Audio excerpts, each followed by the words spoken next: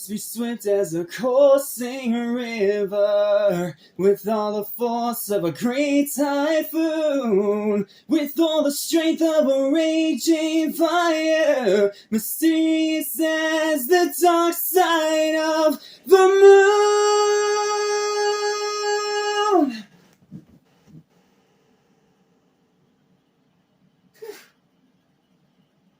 Well, at least I nailed that.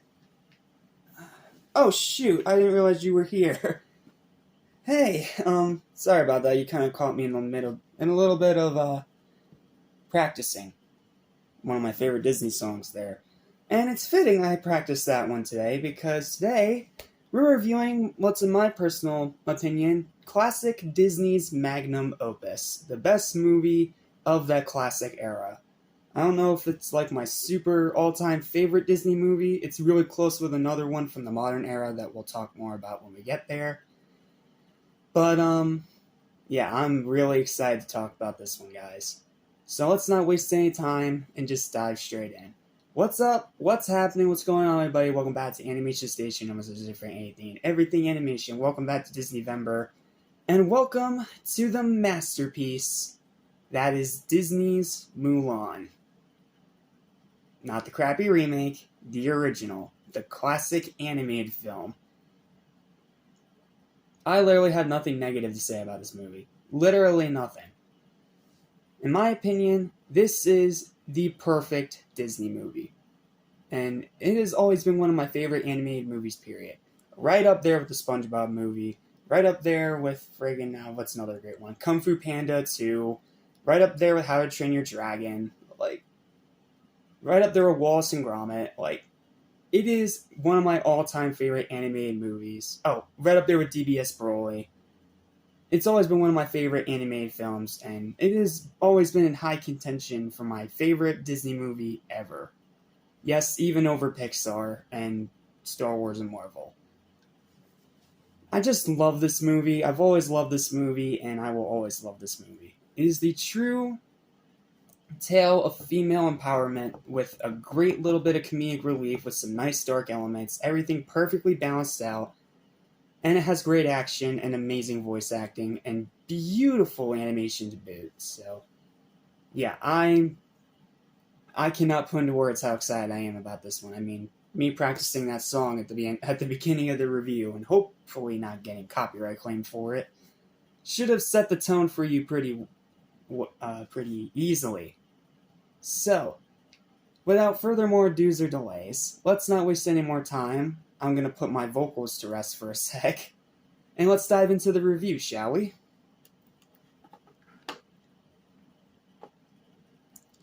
Shan Yu and his army of Huns invade China, breaching the Great Wall via grappling hooks. This prompts a panicked soldier to light the sentry fires. As a result of the invasion, each family is given a conscription notice. A male member of the family must serve in the army, but if they have a son, then they could take their father's place. Fa Mulan, who is both energetic, active, and adventurous, is scheduled by her family to meet with the local matchmaker, so that she could demonstrate her skills to become a future wife, as is the Chinese tradition. Unfortunately, it goes awry, this brought dishonor to the Fa family.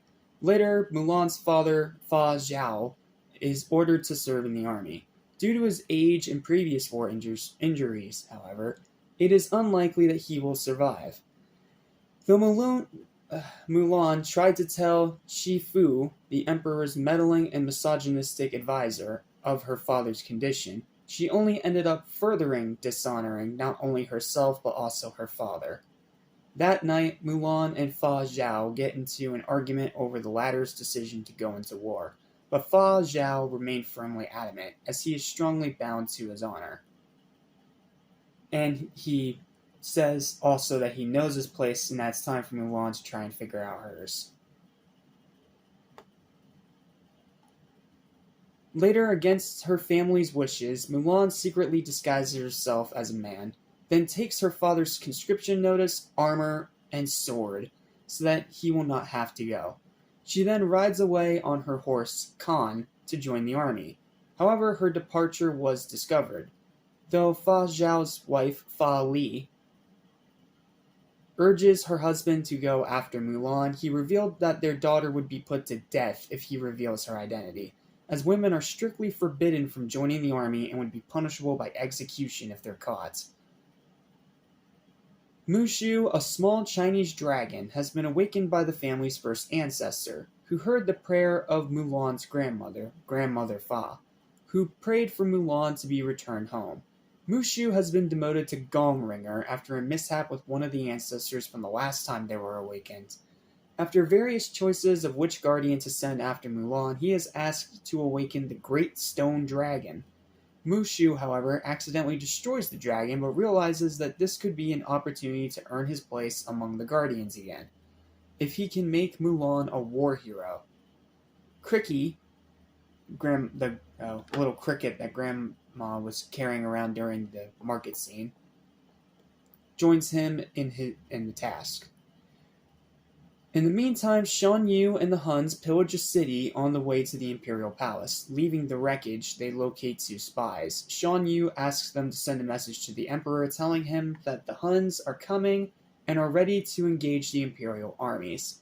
However, as they leave, Shan Yu orders his archer to kill one of them. Despite bad advice from Mushu leading to a rocky start at the trading camp, Mulan, under the alias of Ping, trains with a group of soldiers led by Captain Li Shang, including fellow soldiers Ling, Yao, and Chen Po, and slowly earns their respect and trust. At some point during this, Shan Yu's falcon, Hayabusa, uncovers a doll from a mountain village, revealing that the Imperial army is waiting for them. One of the elite Hun soldiers claims that it will be easy to avoid the ambush, but Shan Yu insists they proceed through the mountains, remarking they should return the doll to its rightful owner. Soon after this event, the troops complete their training, but Shifu refuses to let them see battle. Sorry. It's still decently early in the morning. My allergies love to attack me at this hour, so please bear with me.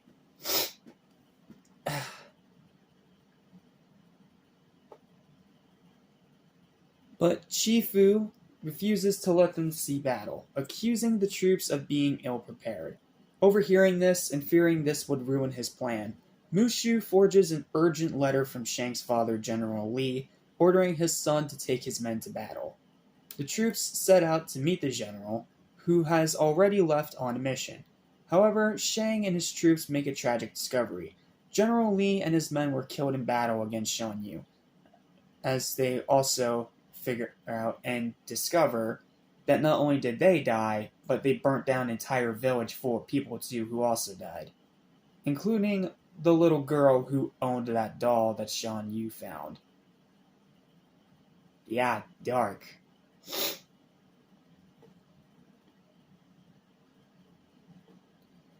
Shang and his troops continue on, disheartened by their loss, when they are ambushed by Hun archers due to a misfired cannon by Mushu, of course. After an initial attack, the Huns are believed to be defeated, but the troops soon discover otherwise. I'm trying to read slow so I don't stutter.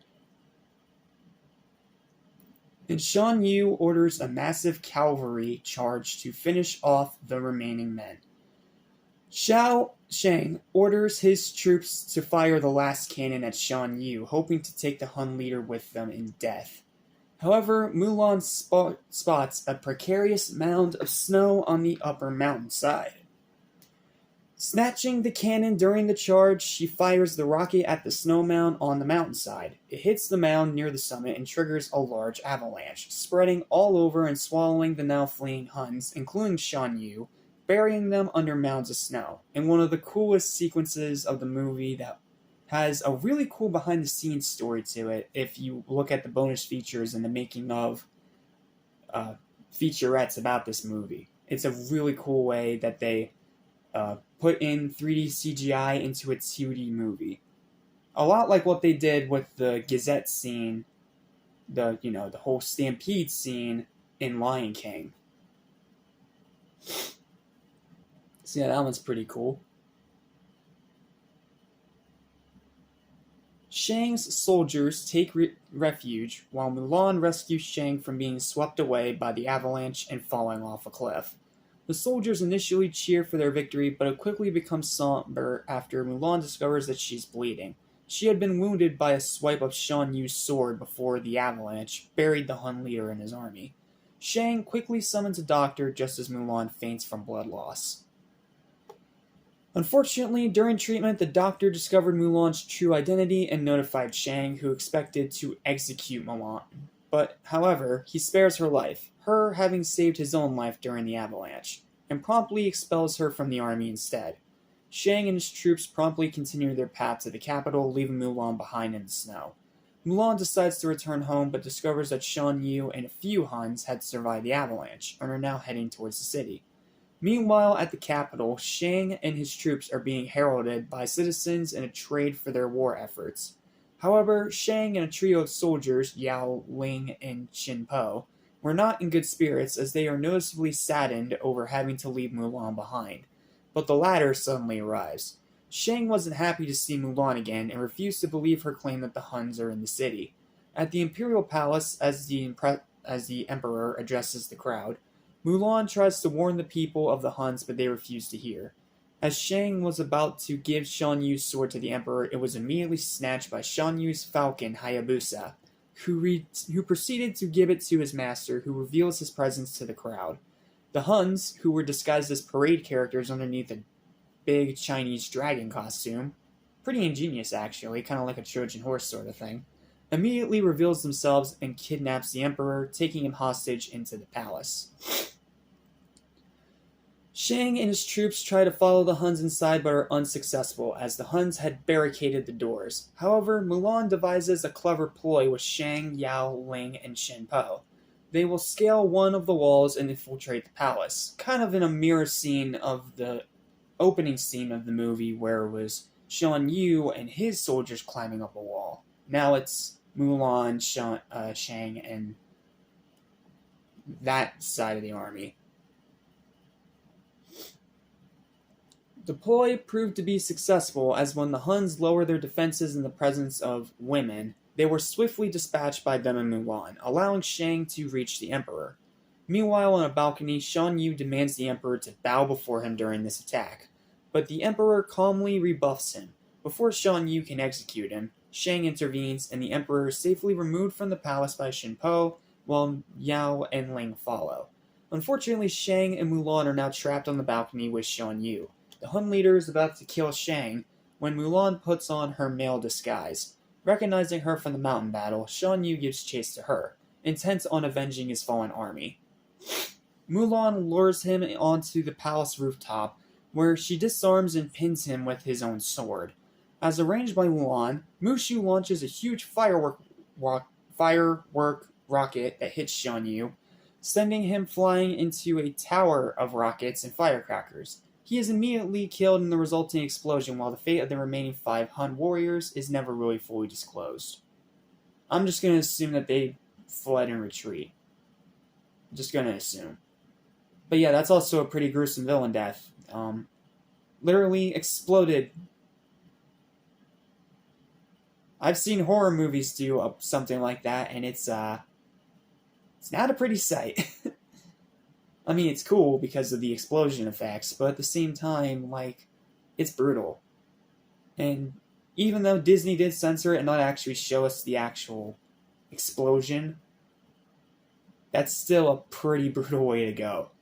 So, kudos to Disney for yet another gruesome villain death. The Emperor meets Mulan and, in an accusatory tone, lists Mulan's crimes, but changes to gratitude as he thanks her for saving both himself and all of China. The Emperor then bows to Mulan, which is considered an extremely high honor, as it implies being of a higher status than the Emperor. While the hundreds of observers kowtow, an Eastern bowing position with one's face and palms to the floor. Okay. The Emperor then offers Mulan a position among his staff, even offering to have her replace Chi Fu. Though certainly flattered by the offer, Mulan politely declines it, explaining that she'd rather just go back home to her family. The Emperor accepts this, and he gives her Shan Yu's sword along with his crest for her to bring home and give honor to her family. Upon her return, Mulan expects to be reprimanded, but is instead embraced by her family, showing her that they had always been proud of her. Shang arrives to talk with Mulan, having been encouraged to tell her his feelings for her by the Emperor. The ancestors reluctantly agree to make Mushu a guardian once more, and a celebration ensues and name the movie. Sorry, allergies. But that's the story of Mulan. It's a really good story. Yes, it's not anything super unique, but I mean, it's faithful to Chinese lore, has great characters, it has a great pace to it. Like, you know how I've been saying in most of these Disney movie reviews how Disney always has a pacing problem? Like, they either rush the third act, or the second half is too slow, or anything like that. Well, this is that one time, in my opinion, where they perfectly nail the pacing. It's almost a complete, consistent, slow burn all throughout, and even when it does get a little bit faster during the action sequences, it's not to the point of being jarring. Like, it feels natural because it's the action sequence. This is when the pacing and the tension, suspense all are supposed to ramp up. So, in a way, it actually works, and in my opinion, is probably the most consistently paced of all the Disney films we've reviewed so far, and arguably of all the movies we're going to be reviewing, of Disney's entire catalog. So, yeah, it's a great story in my opinion. It does a great job taking the usual cliches of army movies and manages to not only make them more kid-friendly, but still have that darker edge to it. And then adding Mushu in there for comedic relief, unlike the annoying freaking gargoyles from Hunchback, is actually much needed here, and it fits the tone. Alright, now let's talk a little bit about the animation, because this is probably the biggest standout of the movie. The animation style in this movie is super unique. Like, very, very unique. It's an art style and character design that feels almost Ghibli-esque, because it does a great job replicating the Chinese, Chinese paint and ink work, while also still retaining that classic Disney style. And I feel like that's the perfect meshing of the two. And it really gives the movie a lot of charm in its animation, seeing how fluent it moves despite being so textured and detailed. Like, it is a really, really well animated movie, and arguably some of the most beautiful animation in Disney's entire catalog. So, the animation's amazing. Now let's talk a little bit about the characters. They're all pretty great here. I would say that definitely Shan Yu is the weakest one, and definitely one of the weakest of the Disney villains, because he's kind of just evil for the sake of evil's sake. But outside of that, the rest of them are all really, really likable. I love Mulan. She's arguably one of the most incredible female characters in all of animation, because she's sweet, she's kind-hearted, but she's adventurous, she learns how to fight, she's hard-headed, and she will fight for what she believes in. And that's something I can easily commend. And if you guys remember from my Wonder Woman 2009 review, I said that female empowerment movies were really hard to do well. Well, this one arguably set the template on how to do it correctly. It's just a shame that no other companies decided to follow it, outside of that one DC movie. So, yeah, female empowerment movies are hard to do because they usually try to make the males look like insignificant turds to empower the ladies. And I'm all for female empowerment, of course, but doing it that way just makes you come off like a sexist idiot that doesn't know what they're doing. So, and here it's honestly kind of on equal footing. Yes, the men have their stupid moments, but it's more to fit with the story rather than Mulan's actual development. So, I don't mind it as much. Not to mention, when they do act stupid, it's actually pretty funny. Especially the, what was their name again? Yao Ling and Sheng Po, the trio, the comedic relief trio of the movie. And again, way better than the gargoyles, because they are funny, and they do provide comedic relief along with Mushu. We'll talk about him in a minute. But they aren't 100% afraid of getting serious either. Like, that scene where they see that burnt down village, all of the comedic goofiness stops and they have to take a moment to reflect. Like, they're great characters, especially Shenpo. He's just an absolute lovable giant teddy bear. So, yeah, that's pretty much that. And then we have Shang. Shang's okay in this movie, but I feel like he could have been developed just a little bit more. I do like how he wants to live up to this high standard that his father had set for him, especially now that he's promoted to captain and trying to follow in his footsteps in a way. And then once his father is killed by Shan Yu and the Huns, he's more determined than ever to, get his revenge and put them down for good.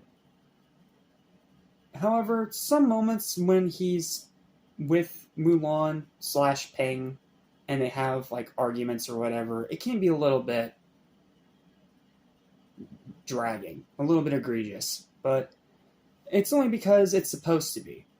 Because this is A, Mulan trying to hide her true identity, and B, Shang's a bit of a hard ass. Because he's the captain, he's the general's son, he's the military kid. He had this kind of mindset, like, immediately put into his brain, so him feeling emotions and stuff like that is a lot harder for him to do. But after his dad is killed, he learns how to convey emotion. He learns how to accept the whole reality of the situation that they find themselves in. The risks and what they're sacrificing just to, keep the rest of China peaceful and safe. Like, he becomes a great character by the end, but when he first starts out, even though he does have an amazing song that we'll talk about later, and you heard me sing earlier in the video, he's just okay. He's the love interest guy. Mulan is the star here, and she is amazing. And then the rest of the characters are okay, and then we have Mushu. I would argue that this movie was so popular back then with American audiences because of Mushu. He's voiced by Eddie Murphy, comedic legend, and he has some of the funniest moments in the entire movie, whether it's arguing with the ancestors, which are in themselves pretty funny, goofy characters, despite some dark concepts, like one of them literally has their head cut off. Loving when Disney throws in little dark stuff without going over the line. And Mushu himself, while he is a bit selfish and does have this whole plan to help him out, he does form this friendship with Mulan and learns to trust her and help her in her journey and putting his desires aside. Which they throw out completely for the sequel, but that's besides the point because that sequel's a hunk of crap, so... Yeah, Mushu is just as great as I remember. He's funny, he's quick-witted, but at the same time, while you also want to hate him for being selfish, he's also kind of charming in a way. And I think that's what really made him stand out so much. And he's arguably one of the most iconic Disney characters, along with Mulan herself. So, yeah, there's that. And then, the story is great here, but the plot is nothing new. If you've seen military movies, this is nothing new for you. Just imagine everything you usually see in a military movie, death, training scenes, etc., etc., etc., but throw in a women empowerment story to try and switch it up a little bit, and have it told from the female's perspective. In a time where females were not allowed to be in the army. They weren't allowed to go to war. They had to stay home and be wives because that was the culture. That was what the mythology and what they believe in had written out for them. So, yeah. There's that.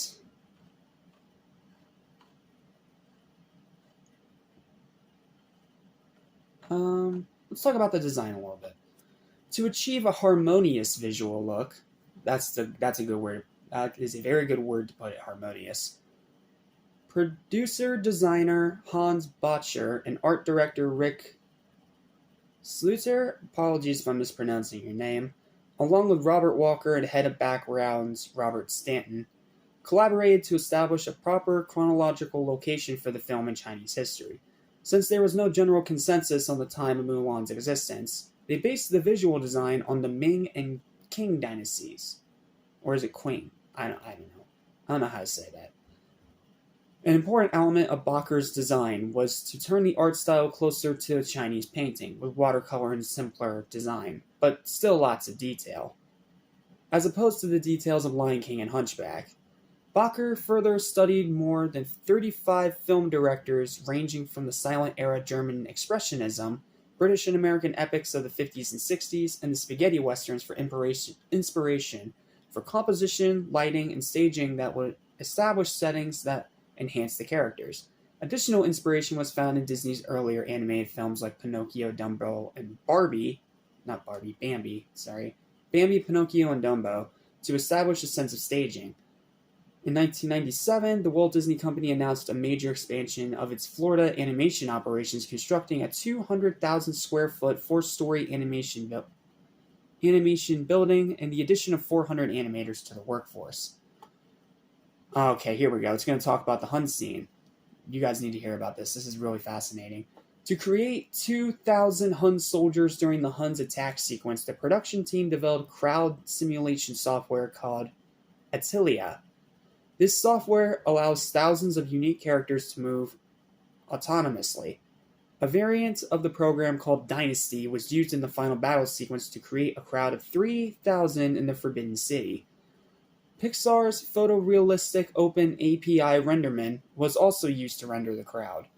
Another software developed for this movie was Foxplane, sorry if I'm mispronouncing things, which was used to add depth to flat two-dimensional paintings. Although developed late in production progress, Faux Plane was used in 5 shots, including the dramatic sequence which features the Great Wall of China and the final battle sequence when Mulan runs to the Forbidden City.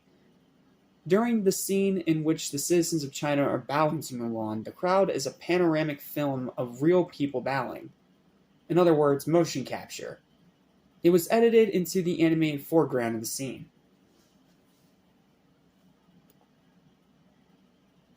It's really interesting. It kind of just summarized it there, but there's actually a lot more that went into it, so definitely do some research for yourself. It's quite fascinating.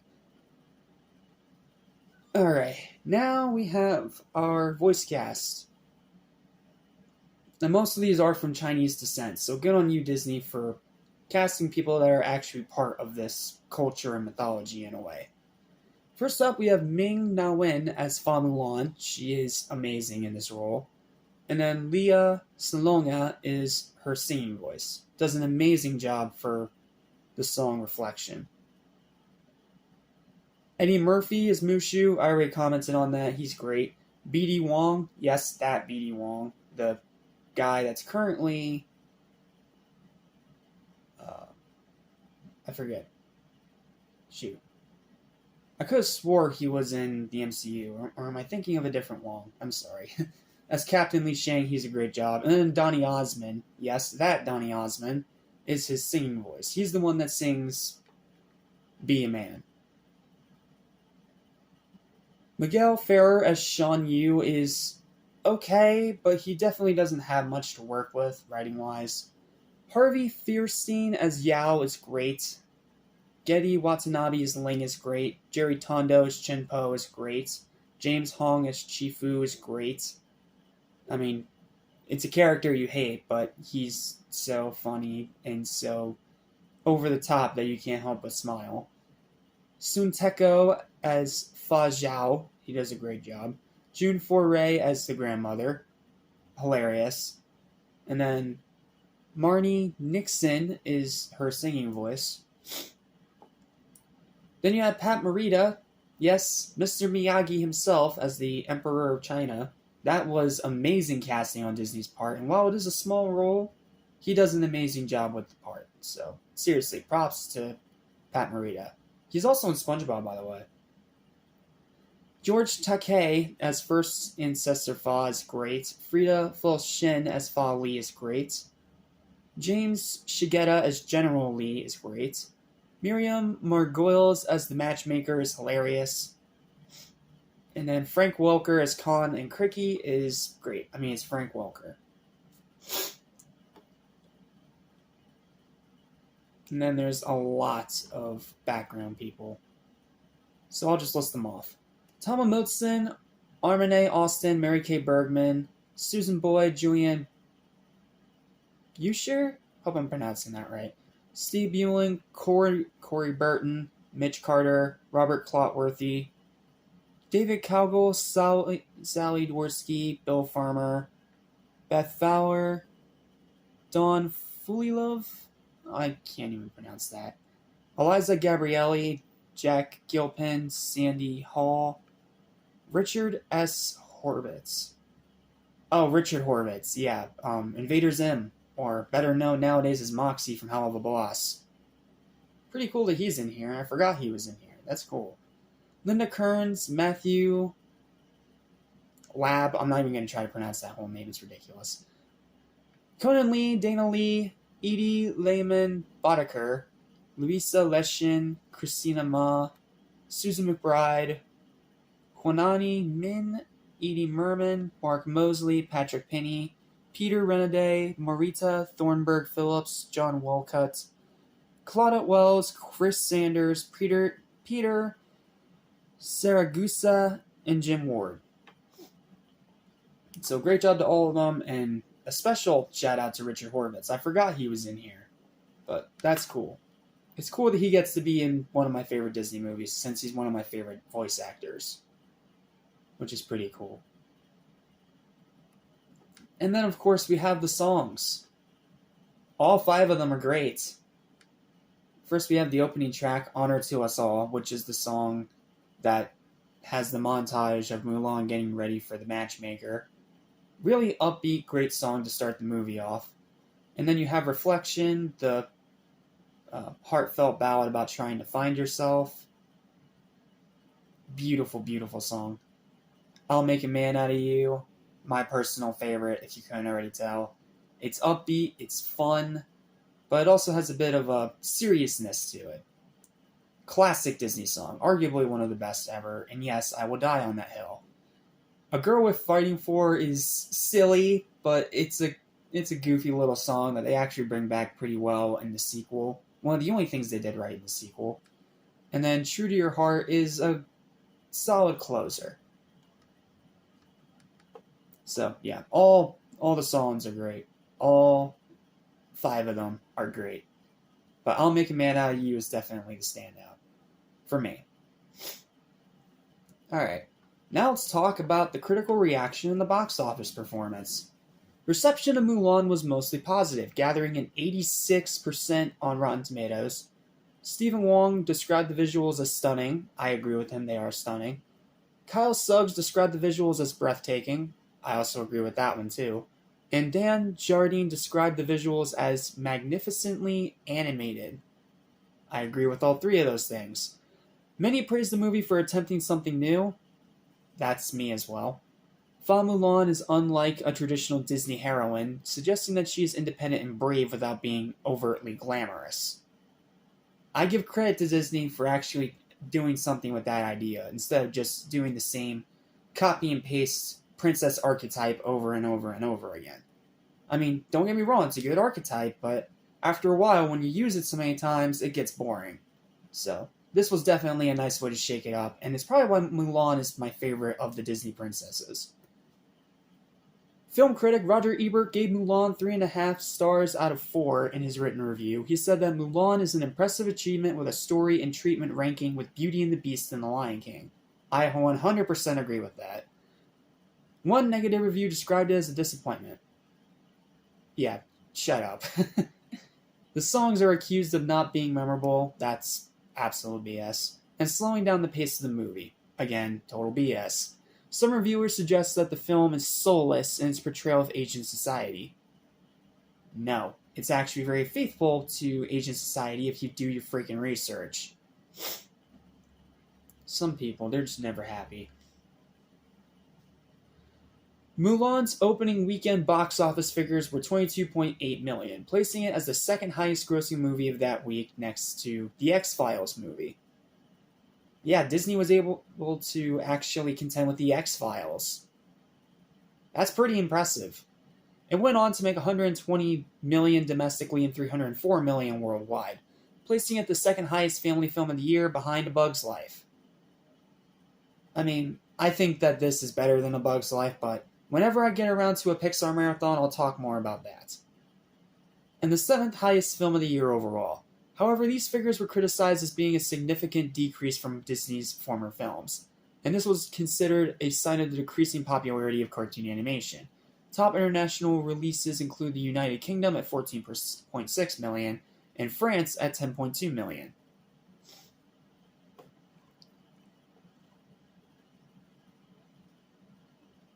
Alright, now I should probably talk a little bit about the actual legend that this is based off of. The Chinese legend of Hua Mulan centers on a young woman who disguises herself as a man to take the place of her elderly father in the army. The story can be traced back to the Ballad of Mulan. The earliest accounts of the legend state that she lived during the Northern Wei dynasty in 386 and 534 AD.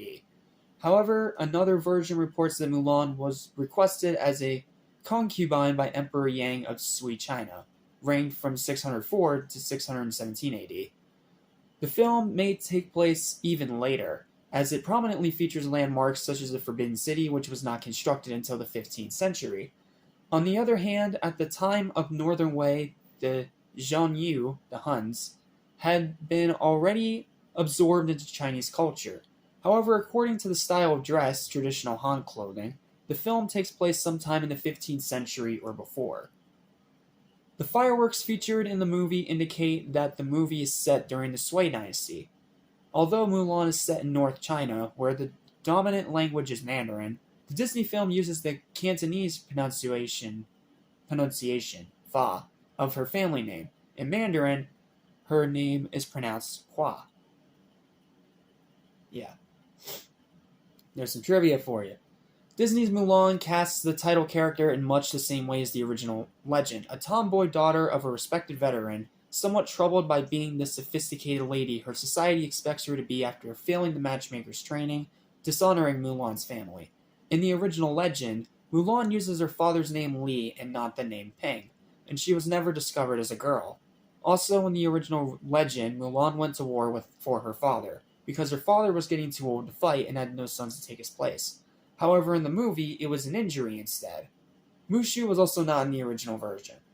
That makes sense. I feel like Disney is now starting to make a habit of adding these extra comedic relief characters to, make it a big hit with the kids, or try and stay hip with the young crowd, however you want to put it. Now I'm not really going to go over the language, not much to really say there. Yeah, this review is almost 40 minutes long. I think we'll end it here.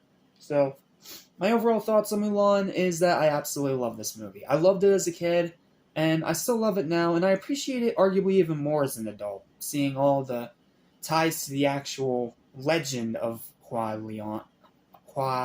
Mulan. I'm not used to saying that, I'm sorry. Hua Mulan, while also staying true to Asian culture and still having that classic Disney flair. Not to mention, it's charming, it's funny, it's heartfelt, it's dark, action-packed, and it's just a lot of fun to watch. It's a true underdog story, a great female empowerment movie, and it's only gotten better every single year that I see it. So, yeah. I literally have nothing else to say. Not to mention, Disney would never use this animation style again or even go back to this Asian Chinese culture until 2021 with Raya and the Last Dragon. They really wanted this one to be unique, and I feel like they really succeeded at that. So, do I have any flaws with this movie? Well, like I said in the intro, not really. They're more just little nitpicks and gripes that are worth pointing out. I said the pacing was good. But, like I said before, villain's not very good. I feel like Sean Yu could have been a bit better if they gave him more character, more motivation, and a little bit more screen time to really flesh him out. Like, he's nowhere near Jafar or Scar or Frollo for me. He's somewhere kind of down where the one evil guy from Pocahontas is. He kind of just exists to be evil for the sake of evil. He does have an awesome design, though. I'll definitely give him that. And then the fights are great, the animation's great, the characters are great. It's just a fantastic time. Like, the villain's really the only big issue. And even then, it's not really that big of an issue because the villain's not meant to be the center of the story. It's just meant to be a driving force for the protagonist character to rise up and discover her true self. So in a way, while it is a bit of a nitpick, it also really works as a positive too. So, yeah. I literally have nothing else to say about Mulan. It is still one of my favorite Disney movies. It'll always be one of my favorites, and it is always going to be in high contention as my all-time favorite with a certain other one that you will see much later down the lines of this marathon. So, 40 minutes long, definitely the longest review we've had so far, and with that, I'm going to give this a strong final verdict of a first of the marathon, and probably the last, but I don't know, first-time watches are still ahead, we'll see. 10 out of 10. The villain is not enough to sway me from giving this anything less than a perfect score for the amazing, amazing effort that was put in here from everybody involved. Amazing film. I'd say go see it, but I reckon you probably already have because it's arguably one of the greatest Disney movies ever made. So, yeah, that concludes my thoughts on Mulan. Thank you guys so much for watching. Please don't forget to like, share, and subscribe. And, what's next? I forgot which one's next. I keep forgetting to look at this thing before I start recording. I'm dumb. Which one is next in our marathon? Oh, this one. Okay. This one I'm a bit more lukewarm on. I'll explain more in my next review. See you next time for Tarzan. Which is nowhere near as great as this movie. Heads up.